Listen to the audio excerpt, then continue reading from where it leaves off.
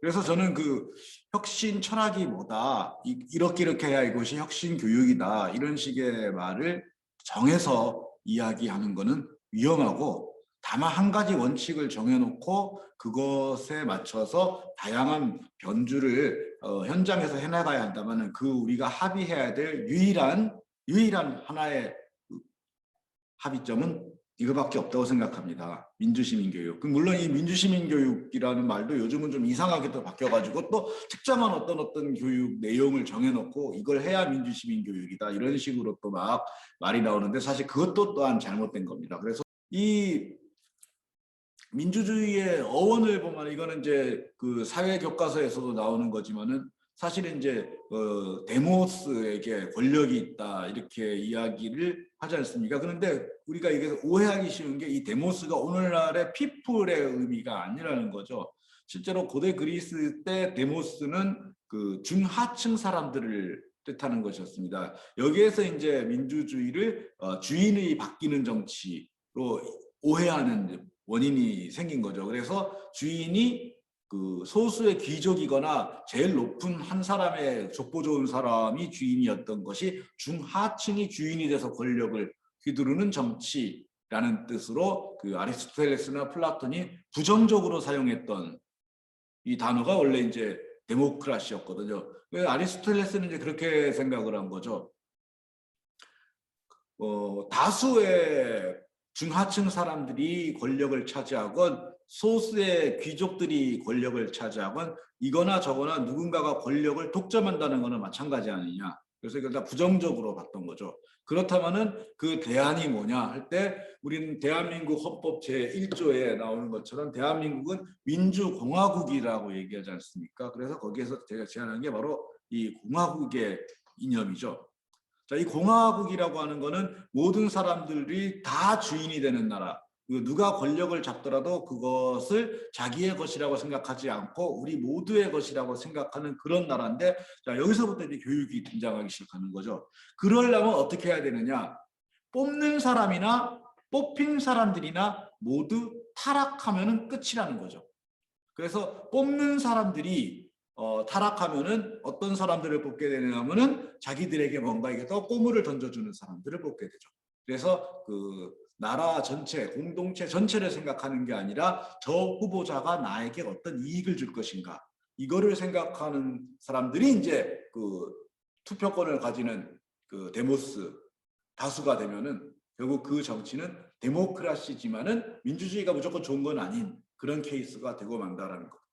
또 다른 경우는 이제 뽑힌 대표자가 타락하는 경우죠. 뽑힌 대표자가 타락한다라는 것은 이 사람이 두 가지를 저지르는데, 하나는 실제로는 나라 전체를 대표하는 게 아니라 자기나 자기 가족의 이익을 대표하고 있는 거. 그리고 또 하나 나쁜 점은 뭐냐면은 자기가 실제로는 자기나 자기 가족 혹은 친족의 이익을 대표하고 있으면서 그것을 공동체 전체, 나라 전체의 이익인 것처럼 둔갑시킬 수 있는 거.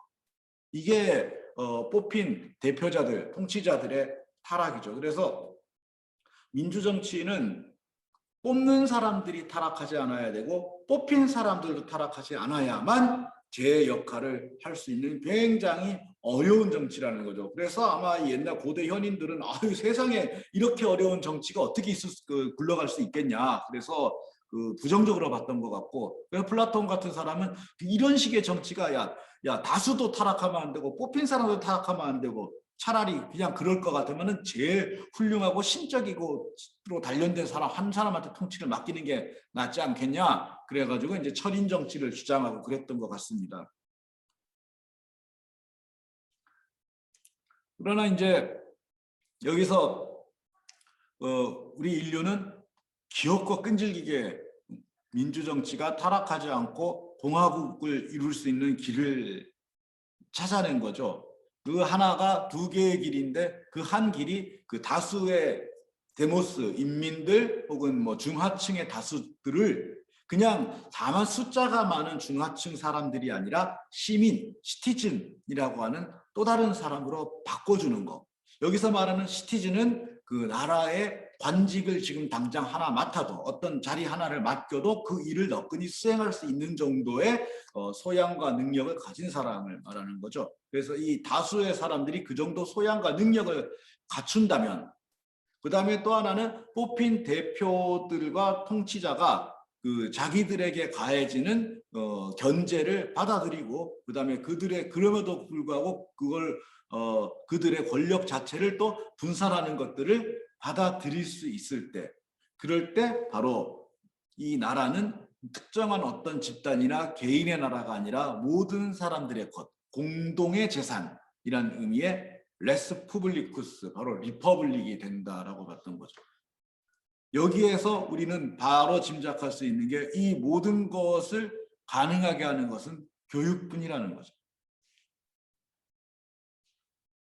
교육은 결국 여기서 두 가지 중요한 역할을 하게 되는데 권력을 잡을 사람들 그러니까 내가 장차 책임이 있는 위치에 가고자 하는 사람들 대표나 통치자가 되고자 하는 사람들에게는 사사로운 이익을 추구하지 않고 자기네 권한에 대해서 분산과 견제가 들어오는 것을 기꺼이 받아들일 수 있는 그런 태도를 갖추게 하는 거예요. 엘리트 교육도 잘해야 되는 거죠. 그런 엘리트를 길러낼 수 있어야 되고 또 다른 방향에서는 그 다수들이 그냥 그저 무더기진 다수의 없는 사람들이 아니라 나라의 주인이 될 만한 자격을 갖춘 시민이 되게 만드는 것. 그래서 이들이 다만 매스, 군중이 아니라 퍼블릭, 공중이 되도록 만드는 것. 그래야 이 사람들이 장차 자기들이 선출한 대표나 통치자들을 제대로 선출하고 또 선출한 다음에 이들을 제대로 견제해서 권력을 분산시킬 수 있으니까요. 그래서 우리 학생들 중에 장차 리더가 될 학생들에게는 자신의 권력에 대한 제한과 분산을 받아들일 수 있고 공익의 입장에서 생각할 수 있도록 하고 그 다음에 다른 학생들이라 할지라도 모두 최소한 우리가 선출한 대표자들이 그렇게 하지 않을 수 없게끔 방지할 수 있는 그러한 공적인 관점과 문해력과 능력을 갖추게 하는 것. 이게 교육이 지향해야 될 두 방향이고 그 나머지는 그 다음에 이제 필요하면 그때그때 들어와야 된다라고 생각하는 거죠. 실제로 교육 자체도 그런 식으로 발달을 해왔거든요. 역사를 이렇게 교육의 역사를 쭉 둘러보면 흥미로운 것이 이 시민, 그러니까 나라의 공적인 책임을 질 수 있는 자격을 갖춘 사람들이 누구냐? 라고 하는 이 시민의 범위가 넓어질 때마다 교육을 받을 수 있는 사람들의 범위도 같이 넓어져 왔다는 거죠. 그래서 1900년대 초반까지만 해도 시민의 범위는 남성에게 한정돼 있었죠. 그 전에 1848년 이전에는 일정 수준 이상의 재산세를 납부할 수 있는 남성만 시민이었거든요. 그러다가 모든 남성이 시민이 됐다가 이제 여성까지 시민이 됐는데 그 시기를 발맞춰 가지고 1848년까지 학교의 문호는 굉장히 좁았죠. 그래서 1848년에 칼 마르크스와 프리드리히 엥겔스가 공산당 선언을 발표하면서 마지막에 그러므로 우리 노동자들은 다음과 같이 요구한다 하고 요구 조건을 이렇게 내걸었는데 명색이 공산당 선언이고 공산당 선언에서 내놓는 요구 조건이니까 굉장히 급진적인 내용이 있을 것 같은데 그게 기껏 모든 어린이들에게 무상으로 초등교육을 받게 해달라. 이게 무려 공산당 선언에 있었던 요구였던 거죠. 이건 즉 모든 어린이들에게 초등교육은 적어도 받게 해달라라는 요구는 이제 모든 어른들을 시민 대접을 해달라라는 요구와 같은 뜻이었다는 거죠. 마찬가지로 여성이 참정권을 가지게 되는 1928년 유럽의 경우죠. 1928년 이전까지 남성과 여성 사이에 교육을 받는 평균 수학 연한도 굉장히 차이가 많이 났죠. 그래서 교육이 그렇게 확대된 거죠. 그래서 공교육이라고 하는 건 결국 민주시민을 길러내는 교육일 수밖에 없다라는 걸 우리가 분명히 생각을 해야 됩니다. 자, 그러면 도대체 무엇을 가르쳐야 되냐 하는 거죠. 우선 대표나 통치자가 될 사람들에게는 분산과 견제를 받아들이는 걸 가르쳐야 되고 그다음에 그들을 선출하는 다수 시민, 대부분의 우리는 이런 위치에 있지 않겠습니까? 이런 위치에 있는 시민들에게는 이제 그 퍼블릭으로서 필요한 소양을 갖춰서 자기들이 뽑은 대표 혹은 통치자들에게 정당한 요구를 투입할 수 있고, 그 다음에 자기들이 투입한 정당한 요구가 실제로 어떤 결과가 되는지 그거를 확인할 수 있는 그런 정도의 태도와 능력은 갖추게 해야 되지 않겠느냐라는 거죠. 이게 바로 우리가 학교에서 가르쳐야 될 구체적인 교육 내용을 결정하는 겁니다. 그러니까 우리가 이거를 왜 가르쳐야 되냐라고 얘기할 때, 이걸 왜 가르쳐야 되냐 그럴 때, 이걸 알아야 너가 그래도 나중에 취직해서 먹고 살 수 있을 것 아니냐, 이런 식의 이유가 나와야 된다면은, 그거는 엄밀히 말하면은 공교육 과정에서 가르쳐야 될 우선순위가 한참 뒤가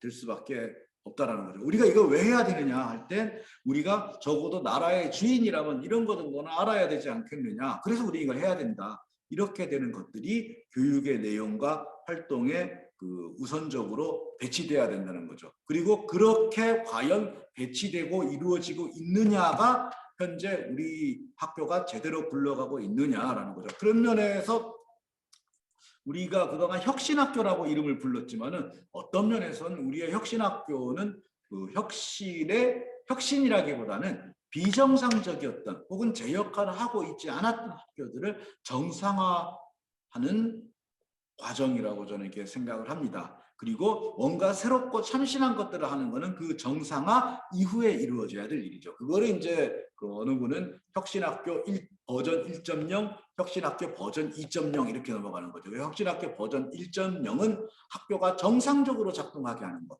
혁신학교 버전 2.0은 이 정상적으로 작동하는 것을 바탕으로 이제 정말로 필요한 것들을 제공하는 것.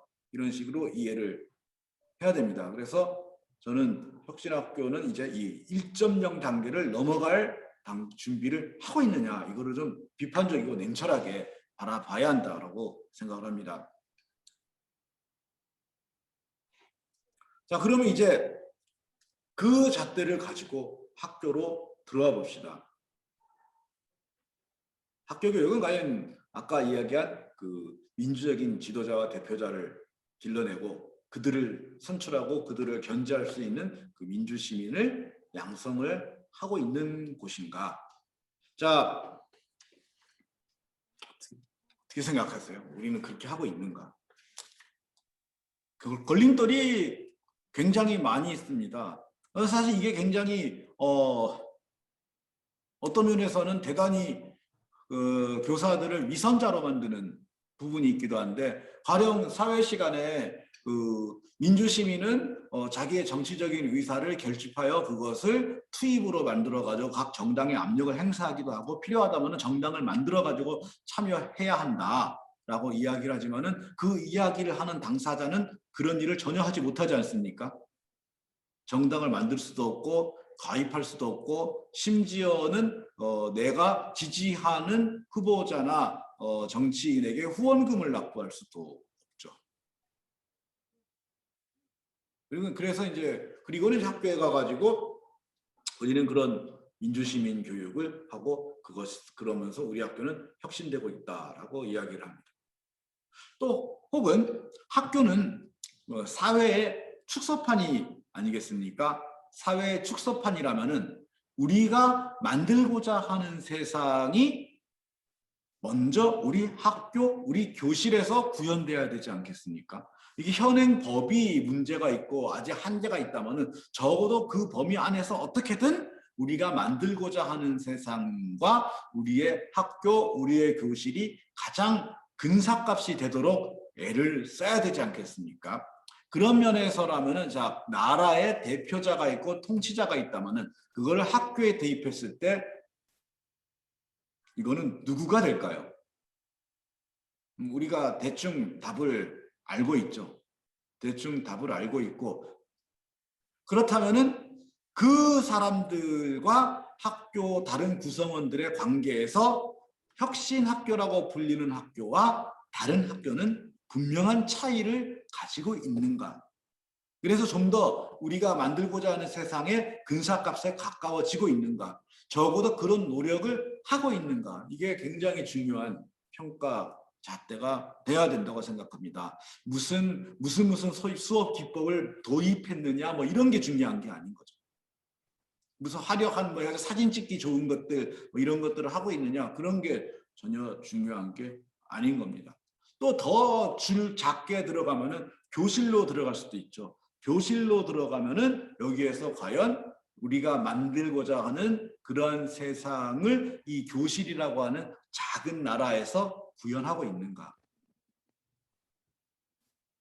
여기는 과연 정말 민주정치가 이루어지는 곳이고 시민들을 만들어내는 곳인가 이거를 반성할 필요가 있겠죠. 반대로 이번에는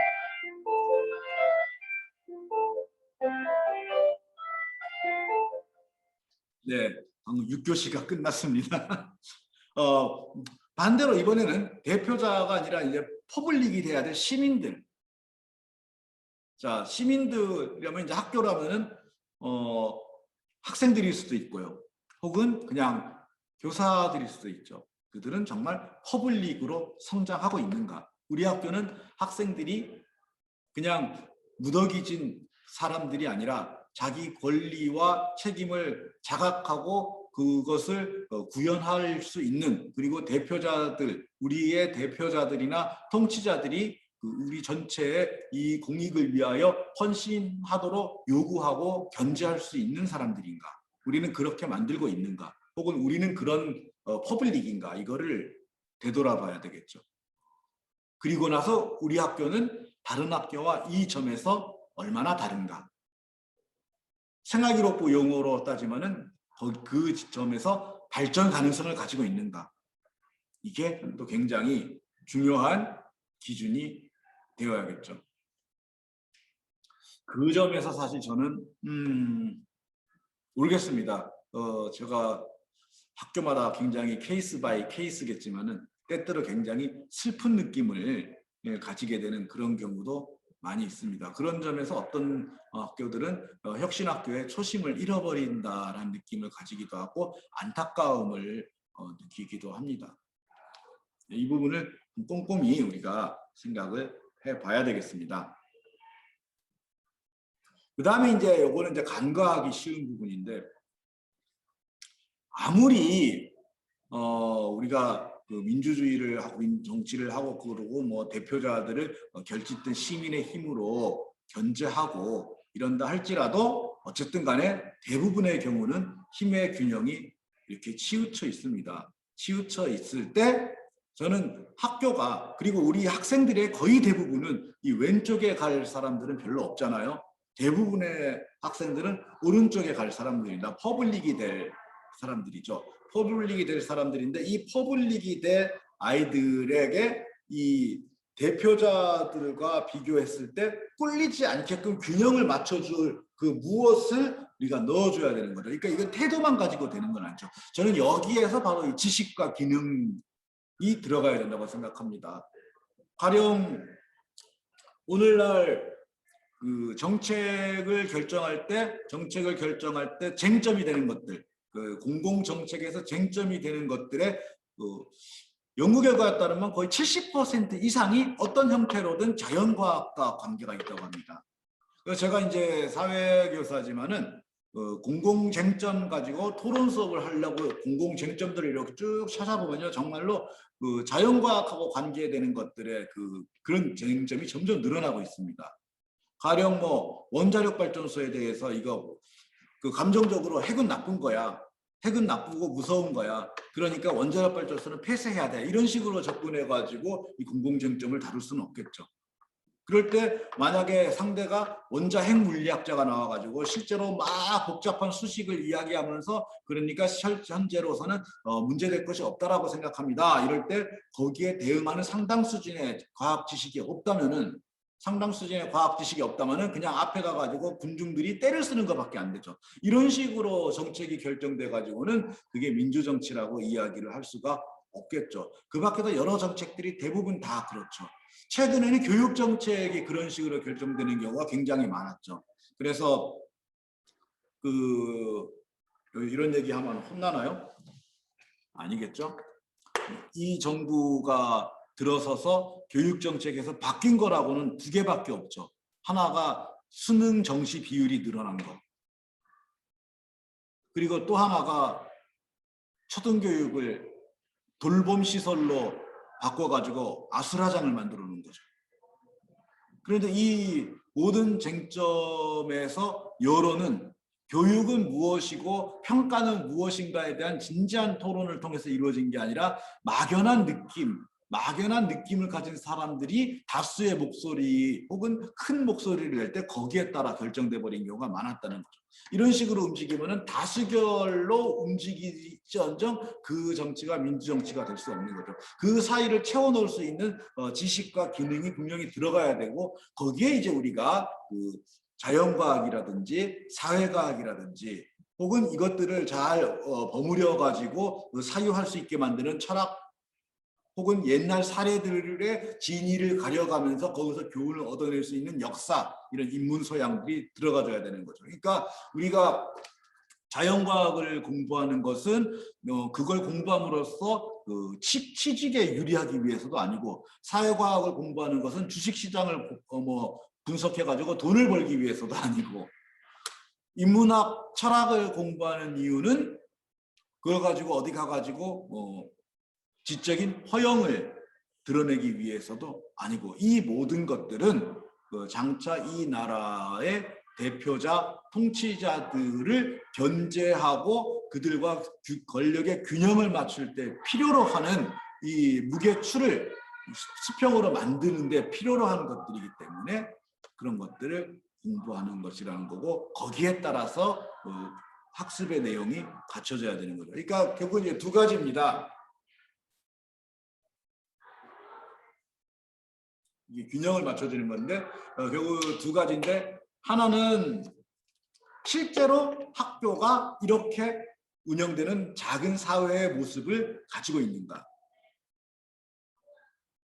혹은 교실이 이런 모습을 가지고 있는 이런 사회의 축소판으로서 이 학교의 모습을 보니까 우리가 앞으로 만들어야 될 세상이 어떤 것인지 알겠다, 이렇게 이야기할 수 있게 만들고 이걸 보여주고 있는가, 그걸 모델로 보여주고 있는가 하는 거. 또 하나는 실제로 이렇게 기회를 주더라도 아는 게 부족하고 실제로 아는 게 부족해가지고 균형을 맞추지 못할 가능성이 있는 다수의 그 공중들에게, 퍼블릭에게 거기에 필요로 하는 지식과 기능을 효과적으로 갖출 수 있게 하고 있는가, 그 두 가지 기준을 가지고 우리는 혁신학교를 바라봐야 되겠습니다. 자, 그러면 이제 결국 여기서 주제는 교육과정으로 넘어오게 되죠. 무엇을 가르칠 것이며 어떻게 가르칠 것인가. 물론 또 하나의 주제가 있죠. 그거는 학교 안에서의 민주주의죠. 그거는 제가 여기서 말씀드리기가 좀 곤란한 부분이 있으니까 다른 기회에 얘기하도록 하겠습니다. 그러니까 민주적인 학교를 만들려면 무엇이 필요할까? 이거는 학교마다 사정이 있겠죠.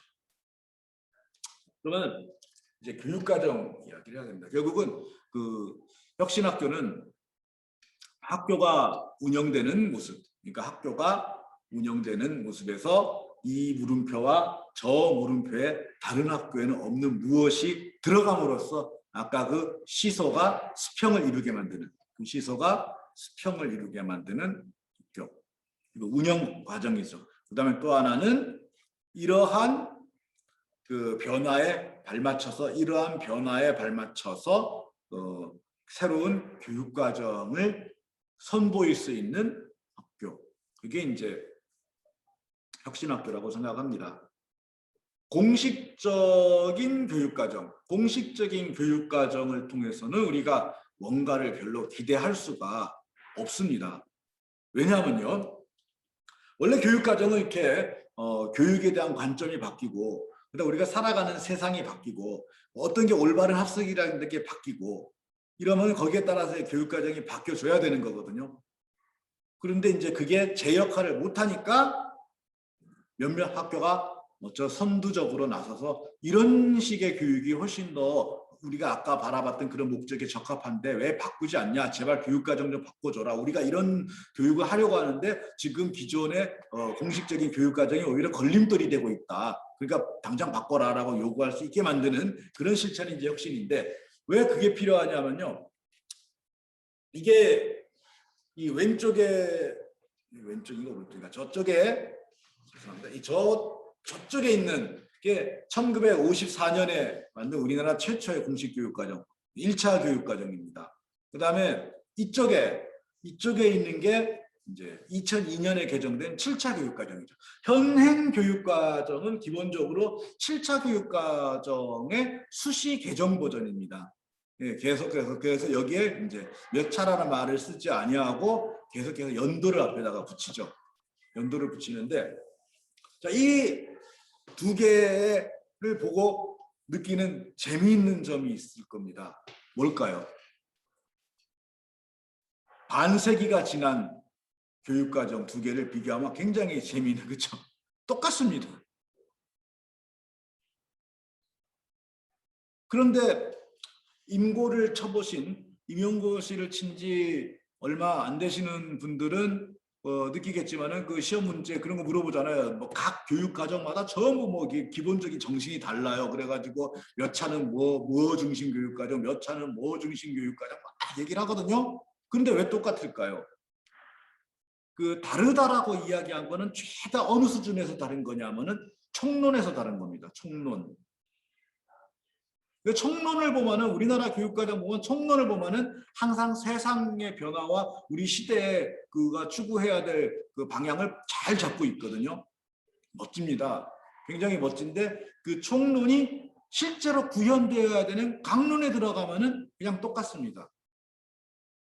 이런 일이 일어나는 까닭은 총론 만드는 사람들 따로 있고 강론 만드는 사람들이 따로 있기 때문인데요. 총론 만드는 사람들은 주로 서울대학교 교육학과 출신들. 그들이 바로 이제 학계와 평가원과 개발원과 고위 관료들을 다 차지하면서 이른바 교피아라고 불리는 그분들이죠. 그분들이 총론을 만듭니다. 근데 그분들은 구체적인 과목이 없지 않습니까? 구체적인 과목이 없으니까 그걸 다 누구한테 돌리느냐? 사범대학에, 그것도 주로 서울대학교 사범대학이겠죠. 서울대학교 사범대학의 각 교과 교육과에다가 뿌립니다. 그러면은 총론이야 뭐가 됐든 간에 각 교과 교육과들은 자기네 학과의 위상이 줄어들지 않는 방향에서 강론을 어떻게든 만들려고 하겠죠. 그러다 보면 총론의 정신은 어딘가로 다 사라져버리고 현재 상태 각 학과들 사범대학이나 교육대학의 각 학과들이 일정 정도 지분식을 차지하고 이렇게 학과를 유지하고 있던 그 상황을 계속해서 유지시키는 쪽으로 강론이 만들어지고 맙니다.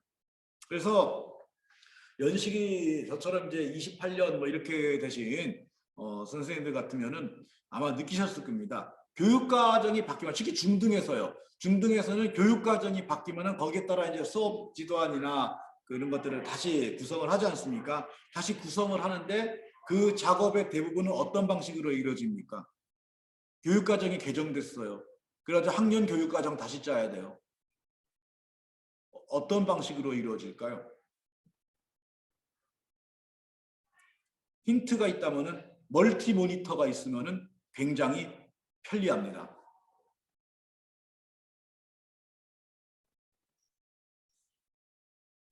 그래서 오른쪽 모니터에 종전 교육과정 때 짰던 수업 내용을 올려놓고 왼쪽 모니터에 바뀐 교육과정의 단원을 펼쳐놓은 다음에 순서가 바뀌었네? 이거는 없어졌네? 하면서 복사하고 붙여놓고 해가지고 짭니다. 시수가 바뀌었네? 그러면 시간 바꾸고. 사역과 같은 경우에는 중학교 사역과 같은 경우에는 1학년에 있던 게 3학년으로 갔네? 3학년에 있던 건 1학년으로 갔네? 이번에는 아주 심각하게 바뀐 게 3학년에 있던 게 1학년으로 내려왔네? 1학년에 있던 게 없어졌네? 어디로 갔을까? 그랬더니 어렵죠? 초등학교로 갔네? 그러면서 초등학교 고학년에 사회과 대란이 일어나는 그런 일도 있었죠. 그런 식으로 강론이 만들어집니다. 그러니까 이런 공식적인 교육과정은 통해서 그 총론에서 큰 소리치고 있는 목표가 달성될 거라고는 전혀 기대할 수 없습니다. 이런 식으로 만들어지고 있습니다. 물론 말은 좋습니다. 그래서 이제 얘네 총론 쓴 사람들의 이야기를 들어보면은 처음에 우리나라 교육과정은 생활중심 교육과정이었대요. 그게 이것도 들으면 기가 막힌 얘기인데 왜 생활교육 중심 교육과정이었느냐 그랬더니 1950년대 때 교육과정을 짠 교수님들이 1940년대 때 미국에 가서 공부를 할 때 당시 미국에서 가장 득세했던 학파가 그 존 듀이의 그 제자들, 뭐 킬패트릭 같은 이런 제자들이 주로 많이 포진해 있어가지고 그때 유행했던 게 그 실용주의 그래가지고 실생활에서 쓸모 있는 것들을 중심으로 지식교육을 배치하자 뭐 그랬다가나요? 뭐라나요? 그랬다가 그 다음에 교육과정이 개정될 때 그때가 아마 교육사책에서 자주 봤을 겁니다. 그게 스푸트닉 쇼크가 오면서 그 미국에서 야 그냥 그 목공하고 그때 유행했던 목공이잖아요. 생활중심 교육까지 목공하고 이러고 하다 보니 하는 사이에 그 러시아 놈들이 인공위성을 만들었다. 우리 빨리 기본 학문을 튼튼하게 가르쳐야 된다. 그래서 학문 구조 뭐 이런 거 나오고 브루너는 나중에 그 학설을 바꿨지만 어쨌든 그게 유행했고 그때 공부해 오셨던 분들이 우리나라 돌아와가지고 그 교육과정원이나 개발원에 높은 자리를 차지하신 뒤에 내용 중심 교육과정을 중심으로 개정을 합니다. 그랬다가 1970년대, 80년대 혹은 80년대, 90년대 그때 이제 미국에서 유행했던 교육학 사조가 그게 구성주의거든요. 그래서 유학 갔더니 구성주의를 가르치더라. 그래서 구성주의를 배워갖고 돌아오신 분들이 또 거기에 맞춰가지고 우리는 인지나 정서적인 변화의 목표만을 세울 뿐이고 실제로 그 목표에 달성하게 하는 내용 자체는 그건 학생들이 그 내면에서 만들도록 해줘야 된다. 교사는 그 목표를 달성하는데 옆에서 도와주는 가이드다. 내용을 직접 가르치려 들지 마라. 그러면서 또 이제 목표 중심 교육과정이 들어오게 됩니다. 뭐 좋습니다. 세상이 달라지고 학습 이론이 달라지고 교육이 해야 될 위상이 달라지면은 당연히 교육과정의 중심이 되는 생각도 달라져야 되겠죠. 문제는 그렇다면 이런 생각을 할 수 있죠. 이게 됐다가 생활중심 교육과정이 내용중심 교육과정이 됐다가 목표중심 교육과정이 됐느냐. 아니면은 생활중심 교육과정과 내용중심 교육과정과 목표중심 교육과정의 정수만을 모아서 그 교집합을 모아서 뭔가 새로운 것들을 만들어냈느냐. 아니면 이 세 가지를 다 합쳤느냐. 선생님들이 경험한 대학 우리나라의 공식적인 교육과정은 어떤 것 같습니까?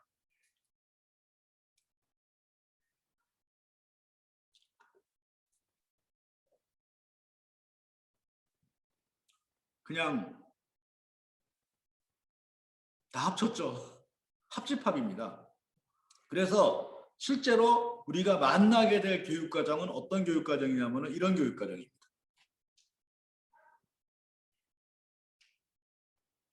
여기 하나 추가됐죠. 요즘 유행하는 역량.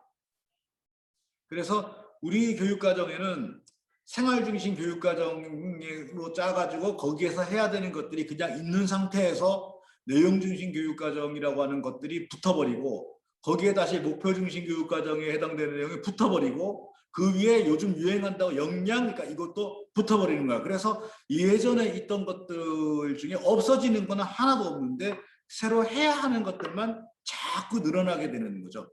자꾸 늘어나게 되는데 문제는 이것들이 서로 어울리지 않거나 심지어 상호 모순되는 경우도 많이 있다는 거죠. 그게 현재 우리 혁신학교나 혁신교육을 끌고 가시는 분들이 직면하고 있는 현실입니다. 혁신을 하게 만들려면은 혁신되어야 될 것들에 대한 혁파가 필요한데 혁신되어야 될 것들은 그대로 유지한 상태에서 혁신만 하라고 하는 거죠. 예를 들면은 이 수레가 잘 굴러가지 않습니다. 수레가 잘 굴러가지 않아서 왜 수레가 잘 안 굴러가나 했더니 수레 바퀴가 네모라서 안 굴러가는 거예요. 그래서 야, 이게 수레 바퀴가 네모라서야 이게 어디 굴러가겠느냐. 우리에게 필요한 수레 바퀴는 원이다. 이렇게 얘기합니다. 그랬더니 어떻게 하느냐. 그래, 원으로 된 바퀴를 만들어라.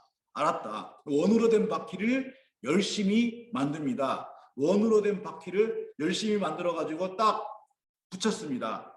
딱 붙였더니 그리고 나서 이제 수레 바퀴는 당연히 원이라야 되지 않습니까? 자, 이제 네모 바퀴를 뗍시다. 이렇게 얘기했더니 말하자면 장학사나 혹은 교장 선생님이 아니 네모된 바퀴는 그냥 달고 가라는 겁니다. 왜요? 그랬더니 네모난 바퀴를 혁신학교에서는 떼도 좋다라고 하는 공문을 받은 바가 없다.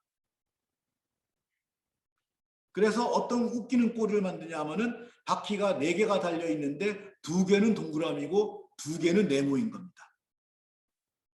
그리고 나서 자 달려라 그러는 겁니다. 안 달려집니다. 그러자 사방팔방에서 손가락질을 합니다. 아니 니네는 우리에게 없는 동그란 바퀴까지 달았잖아. 그런데 왜 못 달리는 건데? 혹시 학교마다 다르겠지만은 혁신학교가 나에게 힘을 주지 않고 희망을 주지 않고 미래에 가면 이런 것들이 가능하겠다라고 하는 어떤 방향을 주지 않고 그냥 힘들기만 하다면은 저는 아마 틀림없이 이런 문제일 거라고 생각합니다. 이때 해야 될 일은 당연히 네모난 바퀴를 떼야 되는 거죠.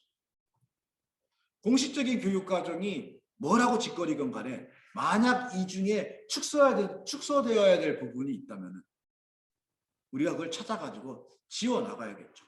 역량중심 교육과정이라고 요즘 이게 무슨 혁신연수 이런 거 가면은 그래서 이제 뭐 혁신 철학 그러면은 이거가 관련되는 얘기가 굉장히 많이 나옵니다. 뭐 대세포가 어떻게 되고 무슨 4차 산업혁명이 어쩌고 인공지능 시대가 어쩌고 그러면서 그리고 많은 그 경기도 선생님들을 혁신연수에 갔다가 화나게 만든 그래서 이 영상 시작 부분 보면은 두드러기가 난다라고 하는 처음에 어항에 금붕어 나오는 영상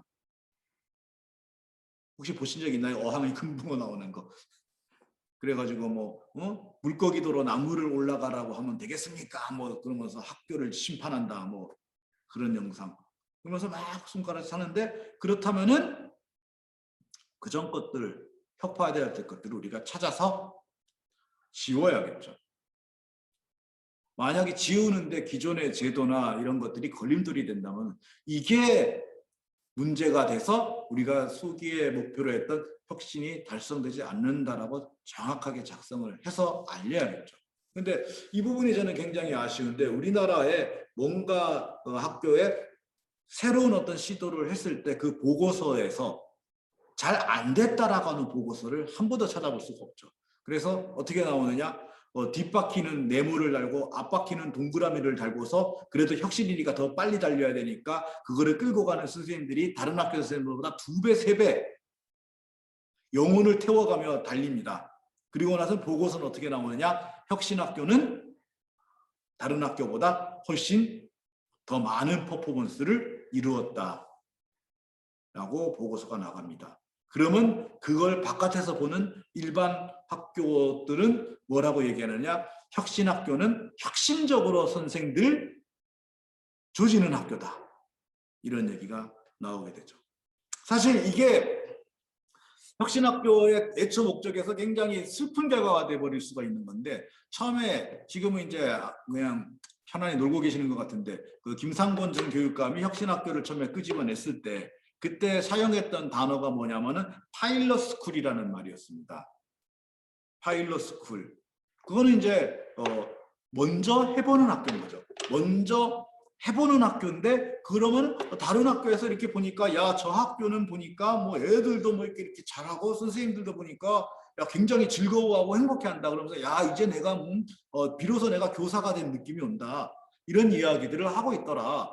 심지어 어떤 학교는 그 명퇴하려던 선생님들이 그 혁신학교 한 학기를 겪더니 갑자기 명퇴 계획을 다 철회하고 정년까지 계속 가겠다. 이렇게 얘기하더라. 이런 얘기가 흘러나오면은 야 우리도 혁신학교 합시다. 야, 우리는 혁신학교 하지 않느냐. 이런 여론이 퍼지면서 이게 점점 늘어나게 되는. 그래서 최종적인 목표는 혁신학교라고 하는 말이 굳이 필요하지 않게 다 확산되는 거. 이게 이제 혁신학교의 최초의 역할이었습니다. 그런데 어떻게 하다 보니까 혁신학교가 옆에 학교를 자극해가지고 우리도 혁신학교 합시다라고 하는 자발성을 끌어내지 못하게 되고 오히려 혁신학교 한다 그러면 우리 힘들어지는 거 아니야 이런 얘기가 나오게 되고 그래서 제가 실패했던 것처럼 내가 딴 학교 떠난다 그랬더니 찬성표 던지겠다는 사람들이 죄다 반대표로 돌아버리고 이런 현실이 되어버린 거죠. 그 부분에서 우리는 굉장히 많은 생각을 해야 되고 앞으로 많은 실천을 좀 더 해야 됩니다. 물론 이런 자리를 마련하는 이제 교육청 입장에서는 때로는 껄끄러운 상황도 마주쳐야만 되고요. 그래야 이게 바뀝니다. 그러면 이런 어이없는 교육과정이 왜 만들어지냐면요. 자, 이거 우리나라 교육과정, 공식적인 교육과정의 어이없음을 상징하는 거죠. 바로 이제 이원 목적 분류표인데요. 내가 굉장히 이해하기 어려웠던 게 뭐냐면은 왼쪽 칸에는 교과서 단원을 쓰게 만들어요.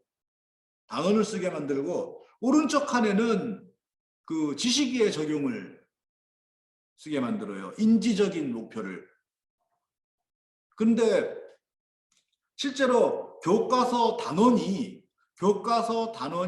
어떤 그 블룸이 분류한 인지적인 목표 무엇을 목표로 만들어진 건 아니지 않습니까? 만약에 블룸의 인지 목표를 수업의 목표로 삼는다면은 꼭 교과서 단원일 필요도 없지 않습니까? 이게 우리가 이렇게 교육과정을 편성할 때 그 목표를 달성하기만 하면 되는 건데 더구나 나를 굉장히 당황스럽게 만들었던 게 지식이의 적용은 있는데 분석 종합 평가는 어디로 갔냐는 거죠.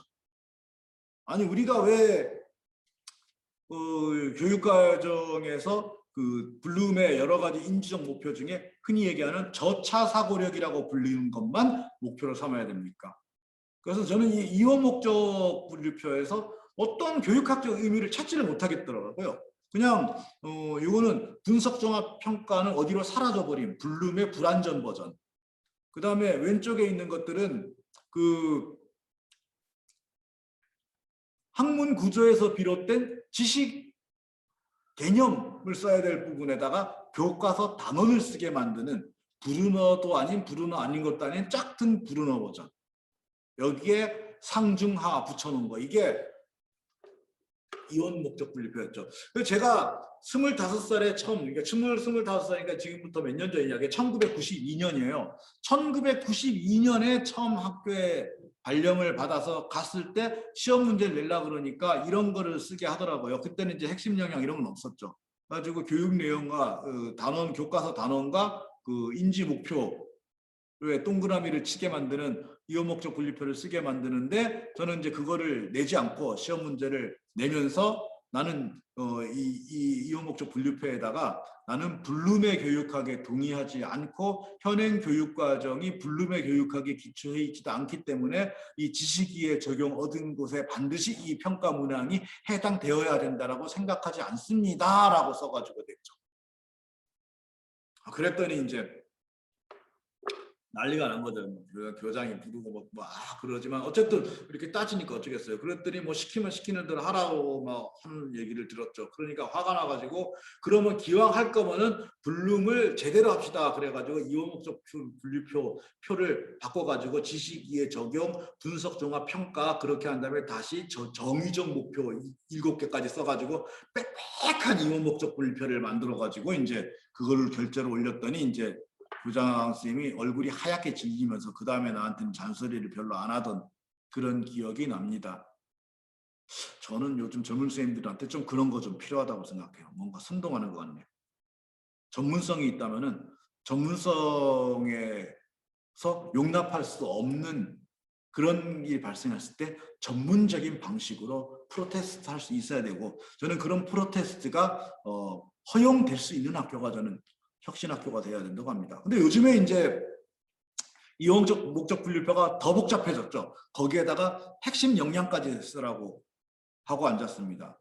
자, 그러니 교과서에 있는 어떤 특정한 단원의 내용을 다루면서 다시 블룸의 인지 목표 중에 무엇인가에 부합되면서 동시에 핵심 역량 무엇인가에 해당이 되는 그런 시험 문제, 이런 문제 하나 만드는 게 과연 가능하겠습니까? 그런 문항을 어떻게 만듭니까? 그래 결국 이놈의 이원 목적 분류표는 그냥 한 맞추기가 돼버리는 거죠. 실제로 그래서 이원 목적 분류표 작성해가지고 결제를 올리면은 평가계 선생님이나 교무부장님이나 교감심이나 보는 거는 뭐냐면은, 아니 이 문제가 정말 교육 내용 이거예요? 이 문제가 정말 지식의 적용 분석 정화 평가 중에 뭐에 해당되는 건가요? 이 문제가 정말로 핵심 역량, 심리적 역량과 관계되는 문제인가요? 라고 하는 거를 보시는 분은 한 분도 없죠. 전부 뭐만 보냐면 가로 합계, 세로 합계 해가지고 숫자가 맞나만 보게 되죠. 이게 현재 우리 교육과정의 현 주소인 거죠. 이런 일이 일어난 까닭은 뭘까요? 그래서 현장의 교육과정이란 아까 앞에서 이야기했던 민주시민에게 필요로 하는 태도, 그 다음에 이 민주시민 학생들이 민주시민으로 자라서 그 우리의 대표자나 통치자와 힘의 균형을 맞출 수 있을 정도의 그 지식과 기능, 이런 것들, 그 다음에 이 학생들이 장차 지도자가 되든 시민이 되든 간에 이런 민주주의를 운영할 수 있는 태도를 갖출 수 있도록 실제로 잠재적 교육과정, 우리 학급이나 학교가 그렇게 움직이게 만드는 것, 그러기 위해서 필요로 하는 그 교육 자료를 혹은 활동을 어떻게 배치할까, 이거를 고민해서 배치하는 게 교육과정이라 해야 되는데, 오늘 학교에서 교육과정이라고 얘기하면은 말도 안 되는 것들이 다 들어차 있기 때문에 그냥 그거는 그 형식에 불과한 거고, 어떻게 숫자가 맞느냐, 시수를 맞추느냐로 전락해버린 거죠. 빈칸 채우기, 숫자 맞추기가 되고 말았습니다. 저는 이 교육과정이, 학교 교육과정이 숫자 맞추기가 아니라 진정한 그 교육과정으로 되살아난다면은 그게 바로 학교의 혁신이라고 생각합니다. 해야 될 걸 마땅히 해야 되는데 그게 혁신이 되는 거죠. 그게 1.0 버전입니다. 가령 어떤 효과를 가져올 것인가가 아닐 겁니다. 자유학년제 담당 선생님의 가장 큰 고민은 뭘까요?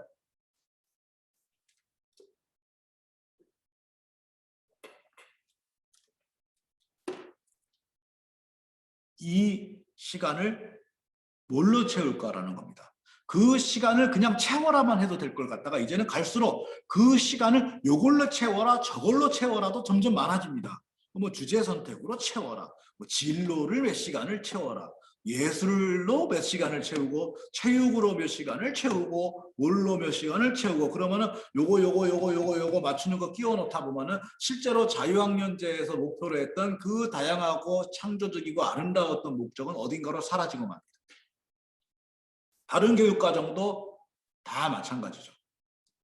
그래서 때때로 학교에서 교육과정의 대가라고 불리는 분이 있었습니다. 제 전 학교 계시는 분인데 교무부장 하시다가 퇴직을 하셨죠. 사람들이 전부 그 사람은 저기 교육과정의 대가야 이렇게 얘기합니다. 그래서 나는 이분은 그러면 학습 자료와 학습 내용과 학생 활동을 소기의 목표를 달성하도록 효과적으로 잘 배치하는 분인가 보다 이렇게 생각했습니다.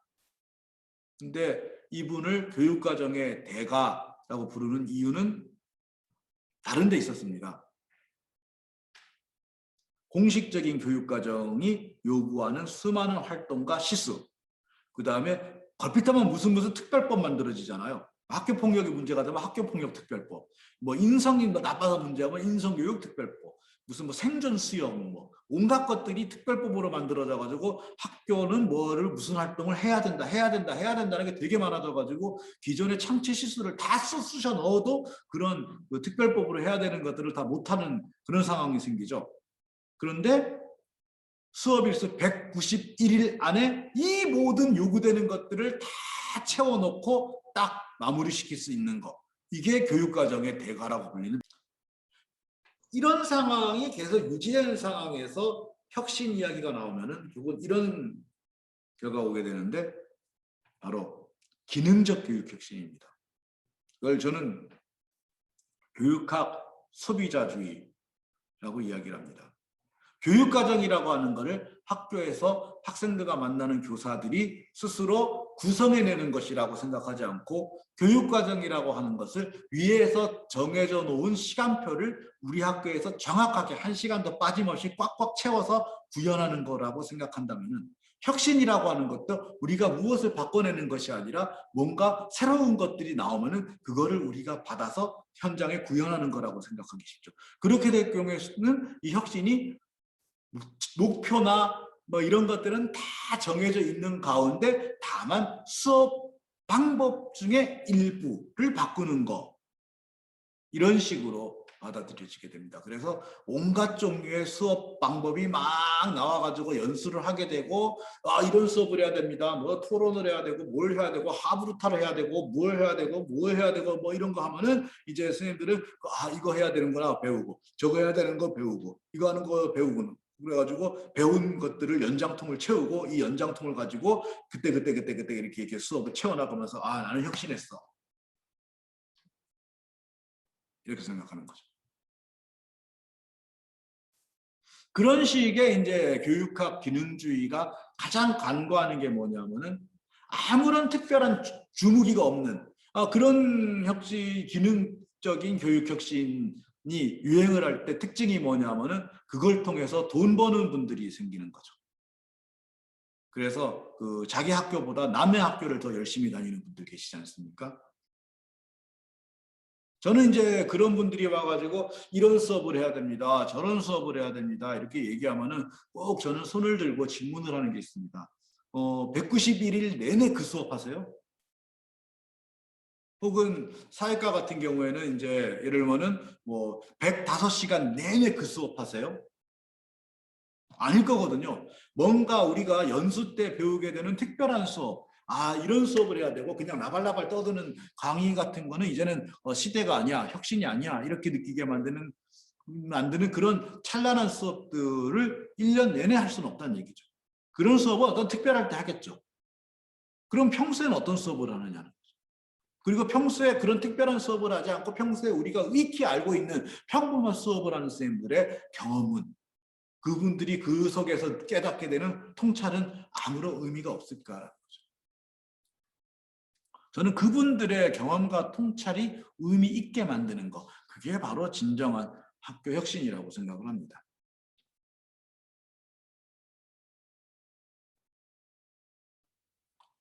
그래도 이제 몇 가지 원칙은 있어야겠죠. 그래서 저는 학교가 교육과정이 민주화되고 학교가 민주화되고 그러면 비로소 이제 수업도 민주화가 될 거라고 생각을 하고 그게 혁신의 목표라고 이제 생각을 합니다. 그러면 이제 교실로 들어와 봅니다. 우리가 그러면 과연 우리가 우리 학교, 우리 교육과정은 교사들의 경험과 통찰을 다 없는 셈 쳐버리고 그리고 그 우리의 학교는 교사의 어떤 창조성과 그 의지를 다 없는 셈 쳐버리고 그냥 정해진 무엇인가를 내려보내서 그거를 빈틈없이 수행하게만 한다. 나는 그게 싫다라고 이야기하는 이제 우리 자신의 수업을 돌아보는 거죠.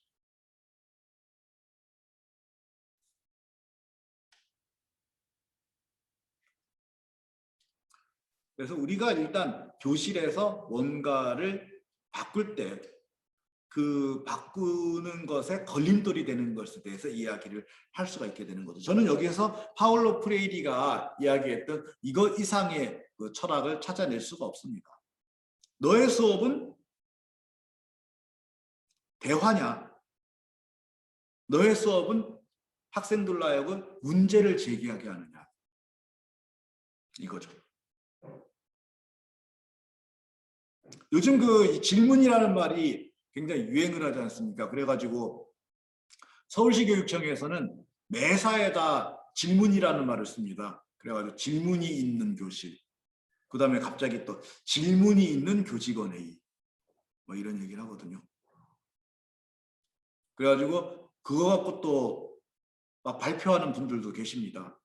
그래서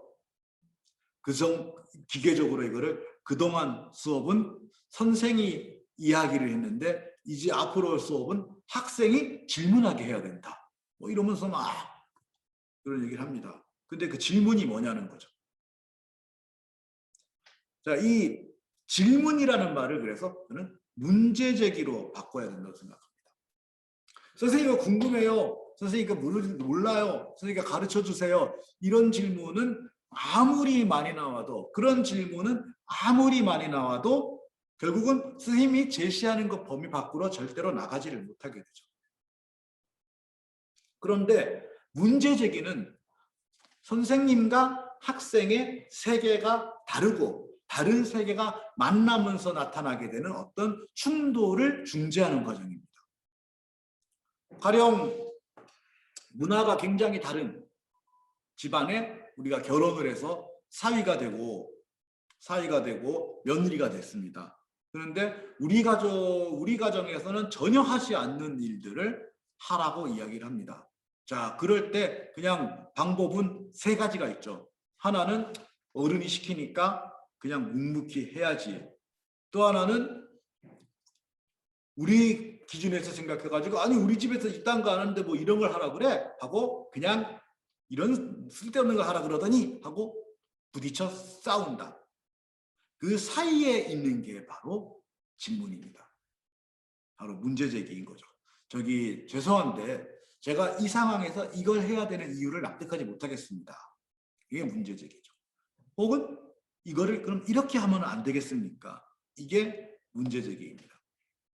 그러니까 우리는 수업 시간에 우리의 세계가 학생들의 세계를 완전히 덮어쓰기 하기를 시키는 경우가 많습니다. 그러니까 학생들의 세계가 여기 이렇게 있는데 우리의 세계가 여기 있으니까 우리의 이 폭넓고 아름다운 세계로 학생들의 세계를 덮어 씌워버리자. 우리의 복제품을 만들자. 자, 이거는 결국 우리가 그동안 아까 앞에서 그토록 제가 욕을 했던 우리의 공식적인 교육과정 그리고 우리의 학교가 운영되는 방식을 교실에서 그대로 답습하는 게 되겠죠. 다만 우리의 수업은 그래서 덮어 씌우는 게 되는 게 아니라 하나 던져주는 게 되는 겁니다. 하나 던져주게 되면서 학생들이 자기가 살던 세상과 자기의 생각과 딱 부딪혔을 때 낯선 거죠. 낯설었을 때 얘들이 잠깐만요 그거 말이죠 라고 이야기하게 만들고 그 속에서 우리의 세계와 학생의 세계가 점점 교섭해 가면서 어떤 공통의 분모를 만나게 되고 그 과정에서 우리도 바뀌고 학생도 바뀌고 그게 바로 우리가 추구해야 될 수업이겠죠. 그 과정에서 이루어지는 게 바로 문제제기가 이루어졌을 때 그 다음에 우리가 서로 교섭해가는 과정 이게 바로 뭐냐면은 대화라는 거죠. 그래서 문제제기와 대화로 이루어지는 수업을 우리가 교실에서 하고 있느냐.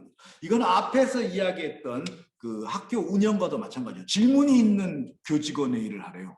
질문이 있는 교직원회의가 되려면 어떻게 해야 될까요? 그 질문은 교원과 직원들이 교육청의 방침이나 교장의 지시에 대해서 문제 제기를 할 수 있는 방식이 돼야 되죠. 이때 교장은 거기에 대해 가지고 화를 내거나 이러는 게 아니라 자기의 생각, 자기의 세계가 교원 직원의 생각 세계와 다름을 인정하고 그 가운데에서 접점을 찾아가려고 계속해서 교섭해야 되겠죠.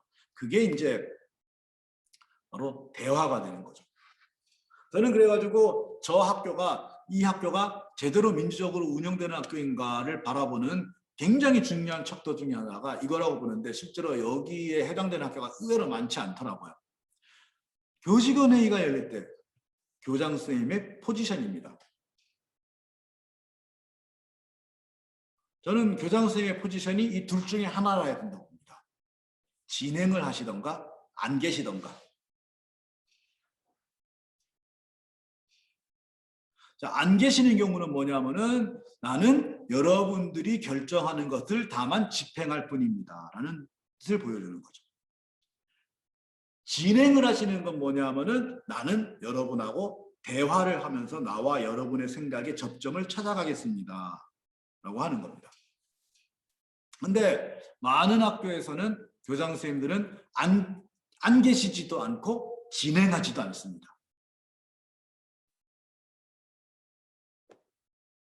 이거는 전형적인 군주의 포지션입니다. 이걸 좀 바꿔야 되지 않겠습니까? 혹시 이 안에 그런 위치에 계신 분이 계신다면 저는 그거부터 해봐야 된다고 생각합니다. 회의를 진행해 보면 대화를 할 수 있게 됩니다. 그런데 회의 바깥에 제3자로 있게 되면 나중에 결정된 거에 대한 못마땅함만 생깁니다. 그래서 자꾸 이런 경험을 하죠. 회의를 열심히 했습니다. 회의를 열심히 해가지고 결정된 걸 갖다가 이제 결제를 딱 올리면은 한마디에 뒤집어지는 거. 이런 경험 한 두어 번만 하면은 이제 회의하라 그러면 회의주의가 생깁니다. 왜 또 회의를 하라 그래? 그러면 혁신이고 뭐고 사라지는 거죠. 혹시 그런 식으로 혁신학교가 망가지는 걸 보신 적 있습니까?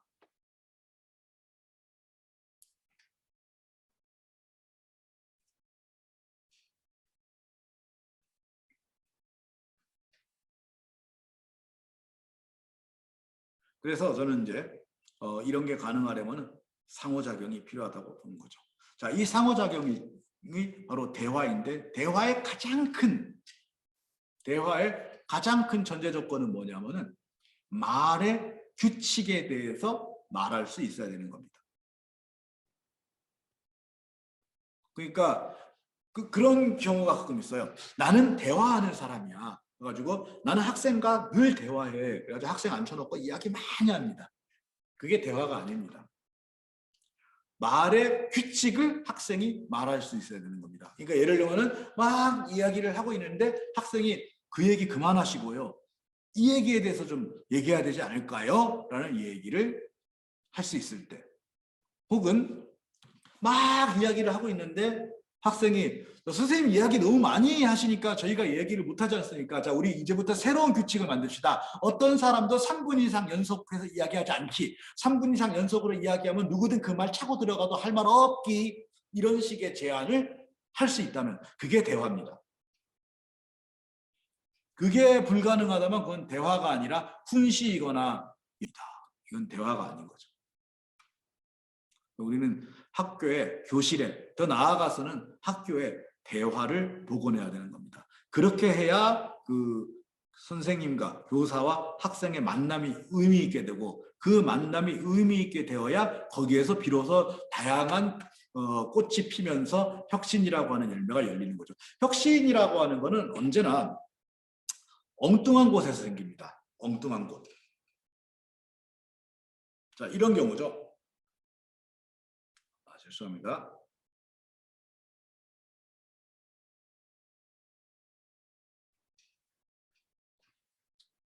자, 교사의 세계가 있습니다. 교사의 세계가 있고 학생의 세계가 있습니다. 우리가 그저 옛날의 교육은 이 교사의 세계를 그대로 학생의 세계에다 엎어 씌우는 거죠. 우리가 지금 얘기한 대화의 수업은 교사의 세계를 학생의 세계에게 잠시 보여주고 그러면 학생이 그 교사의 세계의 낯설음에 대하여 문제 제기를 하면서 둘이 서로 만나가는 겁니다. 그런데 이런 경우를 찾아야 되는 거죠. 나도 몰라. 우리 세상 모르잖아요. 선생님들이 알고 있는 거는 교과서 속의 세계입니다. 근데 그래가지고 옛날에 그런 얘기, 부끄러운 얘기지만 그런 얘기가 있었습니다. 그 선생님들, 퇴직한 선생님들의 퇴직금은 먼저 보는 놈이 임자다. 임자. 그 얘기는 그만큼 그 교사들이 세계에 대한 시야가 좁다는 뜻입니다. 여기는 제가 여기 교사의 세계가 학생의 세계보다 굉장히 넓은 것처럼 그려놨지만 실제로는 별로 차이가 안 날 수도 있어. 똑같이 조그만한데 다만 다른 곳에 있는 거죠. 근데 실제로 우리가 배워야 할 세계는 저 멀리 있는 겁니다. 물론 교사들이 세계가 조그마한 세계가 되게 만든 원인 제공자가 교사만은 아닐 겁니다. 이 세상이 혹은 학교의 시스템이 교사의 세계를 조그마하게 만들었겠죠. 그래서 나는 넓은 세계를 원한다. 넓은 세계를 나에게 달라라고 요구하는 것 역시 이제 혁신의 과정이 되겠죠. 그러면 배워야 될 세계가 저 멀리 있을 때 우리는 학생에게 저 멀리 미지의 세계가 있음을, 그리고 우리 그 미지의 세계에 대한 동경과 호기심을 보여주어야 됩니다. 그리고 같이 동참할 걸 요구해야겠죠. 야, 너는 저 멀리 저런 세계가 있다. 난 저 세계가 궁금하다. 저 세계를 같이 가자. 같이 가지 않을래? 만약에 같이 가는 그 세계가 직접 체험할 수 있는 세계라면 최고이고요. 만약 그렇지 않으면 그 세계를 우리의 상상력으로 그 간극을 메꿔가면서 우리 교실을 꾸며나갈 수 있겠죠. 그렇게 되면 이 교실이 작은 세계, 작은 우주가 되는 겁니다. 그래서 바로 문예체 교육 얘기가 나오는 거죠. 문예체 교육 얘기가 나오는 게 앞으로 경쟁력은 앞으로 상품은 품질과 가격이 아니라 심미적인 걸 얼마나 잘 꾸며내느냐, 얼마나 스토리텔링을 잘 하느냐에 따라서 경쟁력이 만들어진다. 그래가지고 그 문예체 얘기가 나오는 게 아닙니다. 바로 이거를 채울 수 있는 것이 문예체이고, 바로 문예체가 있기 때문에 바로 우리는 그 세계를 학생과 함께 확장할 수 있기 때문에 그 얘기가 나오는 거죠. 그래서 그거를 하려고 했더니 계속해서 걸리적거리는 것들이 있습니다. 그게 바로 기존의 벽입니다. 그래서 그 기존의 벽들이, 우리가 이런 것들을 해나갈 때 걸리는 기존의 벽들이 무엇인지를 하나하나 찾아서 그것들을 제거해 나가는 것, 그게 바로 혁신인 거죠.